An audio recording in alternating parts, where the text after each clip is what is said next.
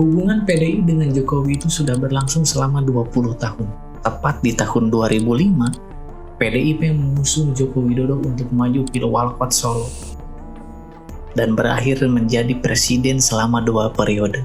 Selama karir politiknya, Jokowi menunggangi mesin politik PDI Perjuangan. Pertarungan politik PDIP melawan Jokowi. Pak Jokowi kalau nggak ada PDI Perjuangan juga aduh kasihan dah. Ya nggak tahu, tanya yang mau tanya saya. PDI Perjuangan memecat Presiden RI ke-7 Joko Widodo dari keanggotaan partai. Dan akan seperti apa langkah politik Jokowi ke depan? Sudah menyampaikan partai perorangan. Sekjen PDIP Hasto Kristianto diberitakan menjadi tersangka KPK di kasus dugaan suap pergantian antar waktu anggota DPR RI. Presiden ke-7 RI Joko Widodo membantah melindungi Sekjen PDIP Hasto Kristianto terkait Harun Masiku saat masih menjabat presiden. Pengamat militer Koni Raha Kundini Bakri mengklaim sejumlah bukti dokumen yang dimiliki Sekjen PDIP Hasto Kristianto yang sangat akurat dan melibatkan petinggi negara termasuk Iriana, istri dari Joko Widodo. Joko Widodo mengaku tidak terpengaruh dengan ancaman Hasto terkait borong pejabat negara. Jangan dikait-kaitkan lagi kasusnya Mas Hasto ya dengan Jokowi. Ibu Iriana, by the way, jangan tenang-tenang Bu, babak ibu belum keluar.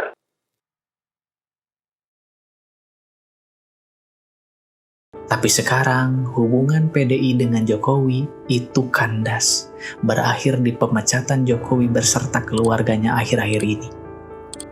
Seperti orang yang berpacaran bisa aja putus hubungan di tengah jalan dan menyisakan sebuah kisah yang memilukan.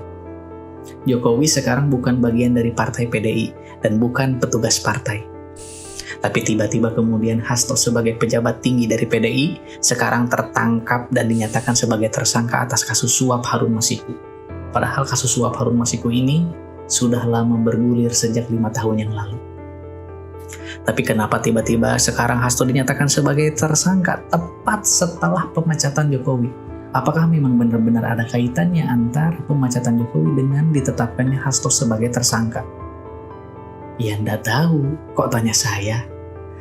Dan drama memuncak ketika ada Mbak Koni yang menggegerkan dunia maya bahwa ada dokumen rahasia yang mengungkap skandal Jokowi beserta keluarganya dan kroni-kroninya.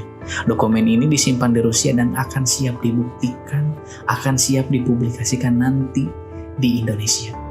Ya saya sebagai politik entusias itu menantikan ini semua karena saya senang dengan keributan. Saya sangat senang dengan keributan elit-elit para politik ini.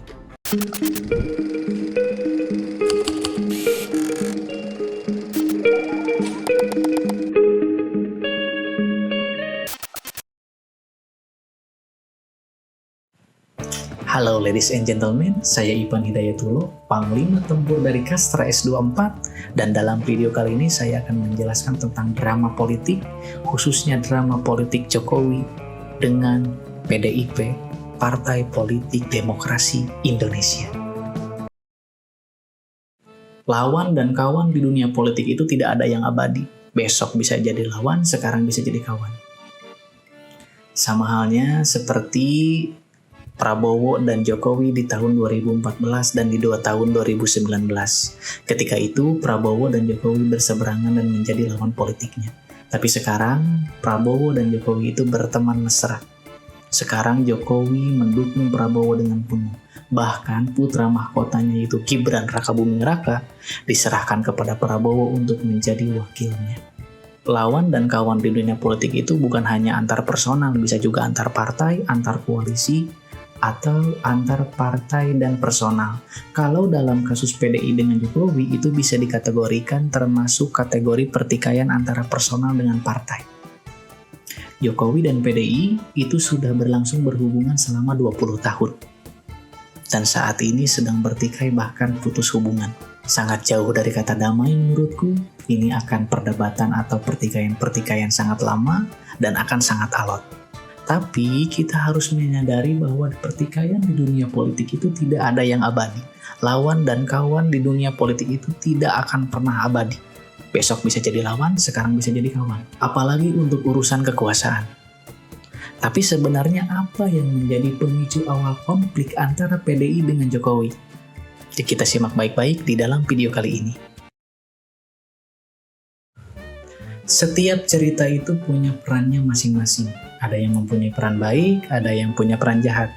Gak semuanya perannya baik dan gak semuanya juga perannya itu jahat. Setiap cerita juga mempunyai versinya masing-masing. Tapi kita lihat cerita dari pertikaian Jokowi dengan PDI. Apa sebenarnya pemicu awal konflik dari pertikaian mereka? Indikasinya itu sudah terlihat jelas ketika Jokowi sering menunjuk Luhut untuk mengatasi masalah nasional. Sampai Luhut Binsar Panjaitan ini sering dijuluki sebagai menteri segala urusan. Tapi apa hubungannya dari ini semua? Seharusnya Jokowi itu sering menunjuk orang dari PDI, apalagi ini untuk menyangkut permasalahan nasional. Kalau Jokowi sering menunjuk orang dari PDI untuk mengatasi masalah nasional, itu menandakan bahwa ada kehangatan, ada keharmonisan internal partai politik PDI Perjuangan. Karena Jokowi juga adalah bagian dari partai politik. Tapi Jokowi melakukan sebaliknya. Jokowi itu sering menunjuk Luhut untuk mengatasi masalah nasional. Kita tahulah bahwa Luhut ini adalah bagian dari partai Golkar. Itu menandakan bahwa di sini terlihat jelas kalau Jokowi dan PDI ini hubungannya itu udah mulai renggang. Dan dramanya itu dimulai ketika pemilihan presiden tahun 2024. Di Pilpres tahun 2024, pertikaian atau pertarungan itu terjadi secara terpampang nyata antara Jokowi dengan PDI. Kita tahu bahwa di Pilpres 2024, Jokowi itu adalah bagian dari partai PDI dan adalah petugas partai dari PDI. Tapi alih-alih mendukung calon yang diusung oleh PDI, Jokowi melakukan sebaliknya, yaitu mendukung Prabowo Subianto yang jadi lawan dari PDI. Bahkan Jokowi itu menyerahkan putra mahkotanya Gibran Rakabuming Raka untuk mendampingi Prabowo. Saja Pak Prabowo. Tenang saja Pak. Saya sudah ada di sini. Alih-alih mendukung, malah melawan PDI Perjuangan. Itu yang dilakukan Jokowi ketika Pilpres. Pertikaian-pertikaian atau pertarungan-pertarungan terjadi di sana. Ya memang tidak terlihat di media, tapi di dalam internal Jokowi dan di dalam internal partai PDI mungkin ini cukup memanas. Tak hanya di Pilpres, di Pilkada serentak juga pertarungan Jokowi dan PDI itu terasa dan terpampang nyata. Jokowi melakukan dukungan-dukungan penuh terhadap calon-calon kepala daerah yang menjadi lawan calon-calon kepala daerah yang didukung oleh PDI. Jokowi sampai turun gunung melakukan kampanye bersama calon-calon kepala daerah. Jawa Tengah yang merupakan kandang banteng itu kalah telak, dibabat habis sama calon-calon yang didukung oleh Jokowi. Tak terkecuali hanya Pilgub Jakarta. Jakarta dimenangkan oleh calon yang didukung oleh Jokowi. Setelah pilkada pun, pertarungan itu tidak selesai antara Jokowi dengan PDI. Pertikaian terus berlanjut, drama-drama politik terus berlanjut. Sampai akhirnya Jokowi itu dipecat sama PDI beserta keluarganya. Tapi ada yang aneh dari sini. Kenapa PDI melakukan pemecatan itu baru-baru sekarang? Kenapa enggak dari dulu? Kenapa enggak pas Pilpres tahun kemarin? Ada yang aneh sebenarnya. Setelah pemecatan Jokowi juga, Hasto, pejabat tertinggi dari PDI, itu tertangkap dan dinyatakan sebagai tersangka atas kasus suap Harun Masiku. Penetapan Hasto sebagai tersangka atas kasus suap Harun Masiku itu tidak masuk akal bagiku. Kenapa enggak dari dulu? Kenapa baru sekarang? Kenapa pas setelah pemecatan Jokowi? Ada apa sebenarnya kan? Pertikaian itu memang sangat sengit di dalam media maupun di internal Jokowi dan di internal PDI.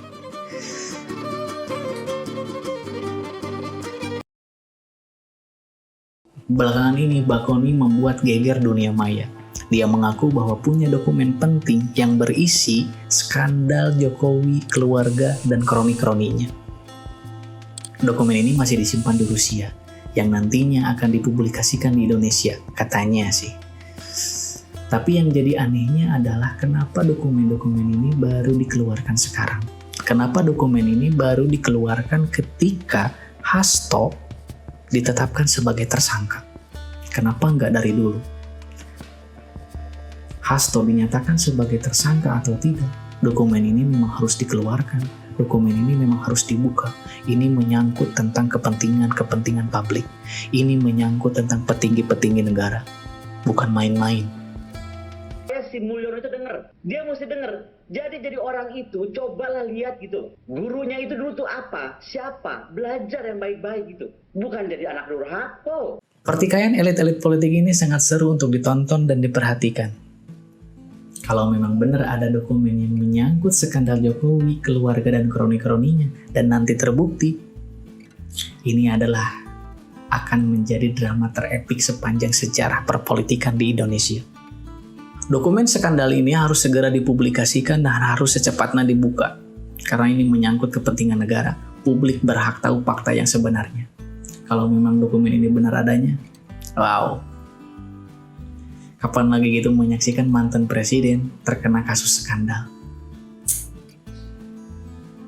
Tapi yang jelas, pertarungan antara Jokowi dengan PDI itu akan berlangsung lama dan akan alot. Tidak akan damai dengan secepatnya. Kata damai gak mungkinlah terjadi sekarang-sekarang. Hanya ada dua pilihan, Pak.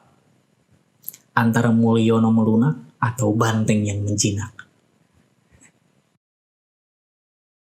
Pertarungan politik antara Jokowi dan PDI itu terlihat indikasinya ketika Jokowi sering menunjuk Luhut untuk mengatasi masalah nasional. Dan drama-dramanya itu dimulai ketika Pilpres dan ketika Pilkada. Ada cawe-cawe Jokowi di sana yang membuat Banteng tidak berkutik. Lalu PHK massal Jokowi beserta keluarganya, dan Hasto dinyatakan sebagai tersangka kasus suap Harun Masiku. Dokumen juga ini sangat penting. Dokumen yang dipegang sama Bakoni ini membuat bom waktu, membuat masalah semakin bergemuruh riuh. Dan ini harus segera dibuka dan harus segera dipublikasikan. Publik berhak tahu, Bu. Kita sebagai masyarakat biasa, jangan lengah. Takutnya ada celah kepentingan politik dari para elit ini. Terima kasih teman-teman yang sudah nonton sampai di sini. Teman-teman kalau punya pandangan yang berbeda, teman-teman kalau yang punya pendapat lain, boleh dituangkan di kolom komentar. Dan jangan sampai berhenti di video ini ya, teman-teman juga harus nonton di sumber-sumber yang lain. Terima kasih teman-teman, saya Ipan Hidayatullah, Panglima Tempur dari Kastar S24 pamit undur diri. Wassalamualaikum warahmatullahi wabarakatuh, sampai jumpa di next video. Bye-bye. Cut.